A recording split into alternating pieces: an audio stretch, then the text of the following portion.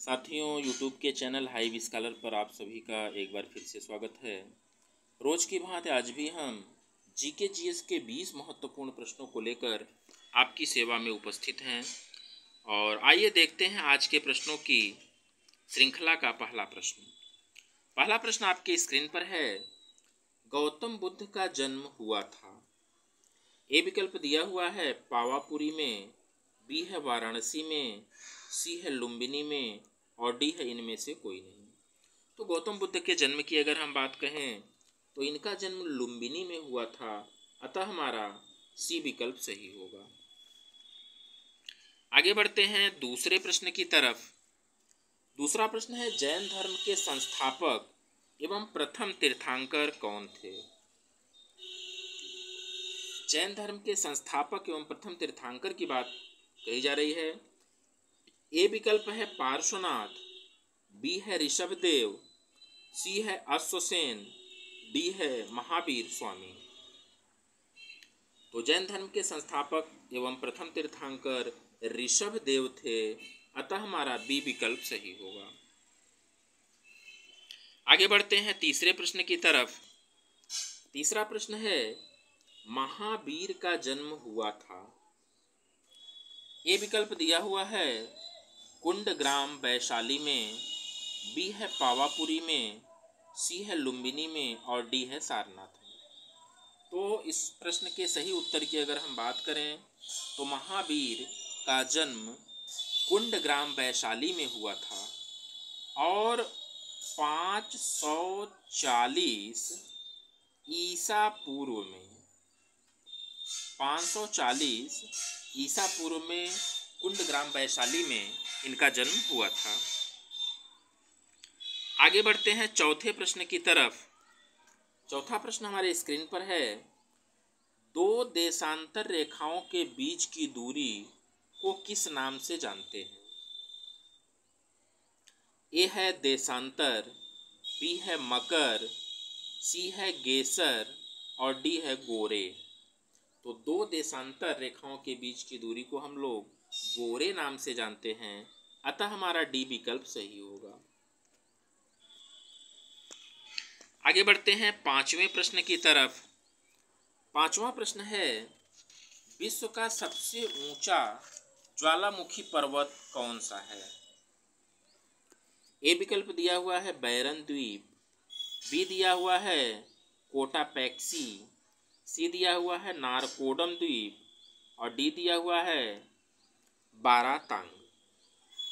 तो पांचवें प्रश्न के सही उत्तर की अगर हम बात करें तो कोटापैक्सी द्वीप होता है जो कि सबसे ऊंचा ज्वालामुखी पर्वत है, अतः हमारा बी विकल्प सही होगा। आगे बढ़ते हैं छठे प्रश्न की तरफ। एक ऐसा महाद्वीप जिसमें एक भी ज्वालामुखी नहीं है। ऐसे महाद्वीप की बात पूछी जा रही है जिसमें कोई भी ज्वालामुखी नहीं है। ए विकल्प है अफ्रीका, बी है ऑस्ट्रेलिया, सी है यूरोप और डी है एशिया। तो छठे प्रश्न के सही उत्तर की अगर हम बात करें तो ऑस्ट्रेलिया है, अतः हमारा बी विकल्प सही होगा। आगे बढ़ते हैं सातवें प्रश्न की तरफ। बहुत ही महत्वपूर्ण और इम्पोर्टेंट प्रश्न है, बार बार हर एक परीक्षाओं में यह पूछा जाता है। तो देखते हैं, भारत की पहली पंचवर्षीय योजना कब से आरंभ हुई? ए दिया हुआ है 1 अप्रैल 1950, बी दिया हुआ है 1 अप्रैल 1955, सी दिया हुआ है 1 अप्रैल 1951 और डी दिया हुआ है 1 अप्रैल 1952। तो सातवें प्रश्न के सही उत्तर की अगर हम बात करें तो पंचवर्षीय योजना 1 अप्रैल 1951 से शुरू हुई थी, अतः हमारा सी विकल्प सही होगा। आगे बढ़ते हैं आठवें प्रश्न की तरफ। भारत में हरित क्रांति के जनक कौन थे? ए है एस स्वामीनाथन, बी है नॉर्मन ई बोरलॉग, सी है पीसी महालनोबिस, और डी है इनमें से कोई नहीं। तो भारत में हरित क्रांति के जनक की अगर हम बात कहें तो एस स्वामीनाथन जी थे, अतः हमारा ए विकल्प सही होगा।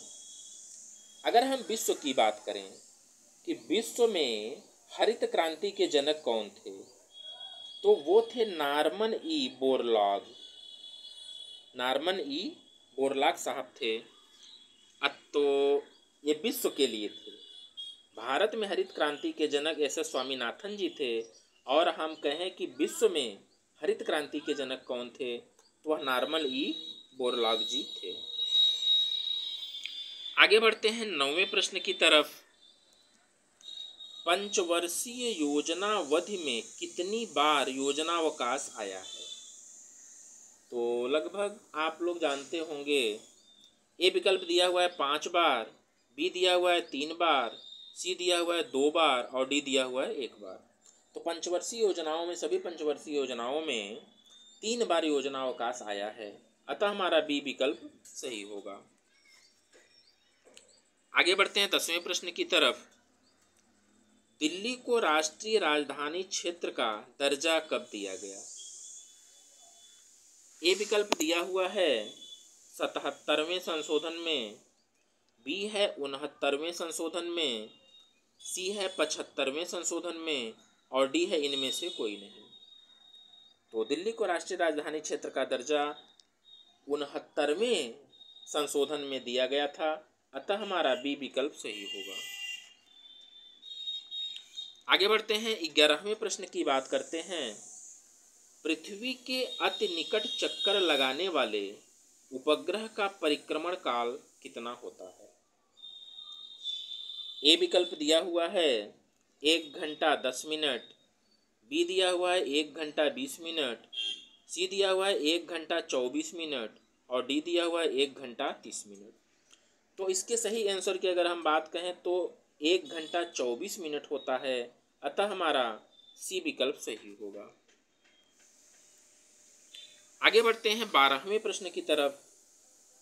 वायुमंडलीय दाब को मापा जाता है। वायुमंडलीय दाब को किस चीज़ से मापा जाता है, उसका पैरामीटर क्या होता है? ए है बैरोमीटर, बी है हाइग्रोमीटर, सी है नैनोमीटर और डी है इनमें से कोई नहीं। तो वायु दाब को मापने का जो यंत्र होता है उसे हम लोग बैरोमीटर के नाम से जानते हैं, अतः हमारा ए विकल्प सही होगा। आगे बढ़ते हैं 13वें प्रश्न की तरफ। 13वां प्रश्न हमारे स्क्रीन पर आ चुका है। दवा बनाने में प्रयोग किया जाने वाला अम्ल है, जो मेडिसिन दवाइयाँ हम लोग खाते हैं उसको बनाने में एक एसिड का प्रयोग किया जाता है, वह कौन सा एसिड है? ए विकल्प दिया हुआ है न्यूट्रिक अम्ल, बी दिया हुआ है बेंजोइक अम्ल, सी दिया हुआ है हाइड्रोक्लोरिक अम्ल और डी दिया हुआ है इनमें से कोई नहीं। तो दवा बनाने में प्रयोग किया जाने वाला जो एसिड होता है उसे हम लोग बेंजोइक अम्ल के नाम से जानते हैं, अतः हमारा बी विकल्प सही होगा। आगे बढ़ते हैं 14वें प्रश्न की तरफ। बेंजीन की खोज किसने किया था? ए विकल्प दिया हुआ है माइकल फैराडे, बी दिया हुआ है एडिशन, सी दिया हुआ है थॉमसन, डी दिया हुआ है इनमें से कोई नहीं। तो बेंजीन की खोज माइकल फैराडे ने किया था, अतः हमारा ए विकल्प सही होगा। माइकल फैराडे ने 1825 ईस्वी में इसकी खोज की थी। ठीक है, आगे बढ़ते हैं 15वें प्रश्न की तरफ। 15वां प्रश्न है, एलपीजी का मुख्य घटक क्या है? ए विकल्प दिया हुआ है ऑक्टेन, बी दिया हुआ है न्यूटेन, सी दिया हुआ है ब्यूटेन और डी दिया हुआ है पैराफिन। तो 15वें प्रश्न के सही उत्तर की अगर हम बात करें तो वह ब्यूटेन होता है, अतः हमारा सी विकल्प सही होगा। 16वां प्रश्न है, पत्तियों का रंग पीला क्यों होता है? आप देखते होंगे पत्तियों का रंग पीला हो जाता है, तो वह क्यों होता है? ए विकल्प दिया हुआ है क्लोरोफिल के कारण, बी दिया हुआ है लाइकोपेन के कारण, सी दिया हुआ है कैरोटीन के कारण और डी दिया हुआ है बीटानिन के कारण। तो पत्तियों का रंग जो है पीला होता है कैरोटीन के कारण, अतः हमारा सी विकल्प सही होगा। और हम लोग जानते हैं कि पत्तियों का रंग हरा क्यों होता है, तो वह होता है क्लोरोफिल के कारण। ठीक है, आगे बढ़ते हैं 17वें प्रश्न की तरफ। 17वां प्रश्न है, सबसे छोटे गुणसूत्र होते हैं। ए है साइकस, बी है शैवाल, सी है सिकोया और डी है ढाक। तो सबसे छोटे गुणसूत्र की अगर हम बात करें तो शैवाल में होते हैं, अतः हमारे बी विकल्प सही होगा। 18वां प्रश्न हमारे स्क्रीन पर है, विश्व पर्यावरण दिवस मनाया जाता है। विश्व पर्यावरण दिवस मनाया जाता है। ए विकल्प है 5 जून, बी है 10 जून, सी है 15 जून और डी है 20 जून। तो विश्व पर्यावरण दिवस जो है 5 जून को मनाया जाता है, अतः हमारा ए विकल्प सही होगा। 19वें प्रश्न की बात कहें तो आज के सेशन का सेकेंड लास्ट क्वेश्चन 19वां प्रश्न हमारे स्क्रीन पर आ चुका है। भारत का सबसे बड़ा चिड़ियाघर कहाँ है? भारत का सबसे बड़ा चिड़ियाघर की बात कही जा रही है। ए विकल्प दिया हुआ है कोलकाता अलीपुर, बी दिया हुआ है कानपुर, सी दिया हुआ है लखनऊ और डी दिया हुआ है मुंबई। तो भारत का सबसे बड़ा चिड़ियाघर जो है कोलकाता के अलीपुर में स्थित है, अतः हमारा ए विकल्प सही होगा। अगर हम बात कहें कि विश्व का सबसे बड़ा चिड़ियाघर कहाँ पर है, तो वह दक्षिण अफ्रीका में है और उसका नाम है क्रूजर नेशनल पार्क। ठीक है ना, विश्व का सबसे बड़ा चिड़ियाघर जो है दक्षिण अफ्रीका में है, क्रूजर नेशनल पार्क। याद रखिएगा, नोट कर लीजिएगा। आगे बढ़ते हैं, आज के सेशन का सबसे लास्ट प्रश्न हमारे स्क्रीन पर आ चुका है। 20वां प्रश्न, सबसे विशाल मंदिर है।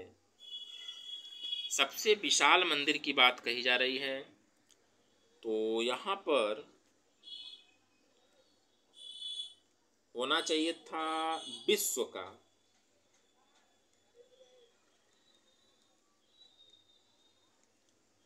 विश्व का सबसे विशाल मंदिर कौन सा है? ए है दशावतार मंदिर, बी है अंकोर वाट का मंदिर, सी है भूमरा का शिव मंदिर और डी है रंगनाथ स्वामी मंदिर, तमिलनाडु। तो विश्व के सबसे विशाल मंदिर की अगर हम बात करें तो वह अंकोर वाट का मंदिर है, जो कि कंबोडिया में स्थित है। और यही हम भारत के परिप्रेक्ष्य में अगर बात करें, हम अगर भारत के परिप्रेक्ष्य में बात करें कि भारत में सबसे विशाल मंदिर कौन सा है, तो वह है रंगा स्वामी सारंगन, तमिलनाडु में। रंगा स्वामी सारंगन तमिलनाडु का मंदिर है, जो कि सबसे विशाल मंदिर के रूप में जाना जाता है। तो साथियों, आज के प्रश्न कैसे रहे हमें कमेंट के माध्यम से बताइएगा। और आप लोगों का प्यार अगर इसी तरह से मिलता रहा तो मैं निश्चित रूप से और भी अच्छे और नए नए प्रश्नों को लेकर के आपके सेवा में उपस्थित रहेंगे। आप से सिर्फ एक गुजारिश है कि आप हमारे चैनल को सब्सक्राइब करिएगा, लाइक करिएगा और नियमित रूप से वीडियोज़ को आप देखते रहिएगा। इसी के साथ वीडियो को समाप्त करते हैं। धन्यवाद।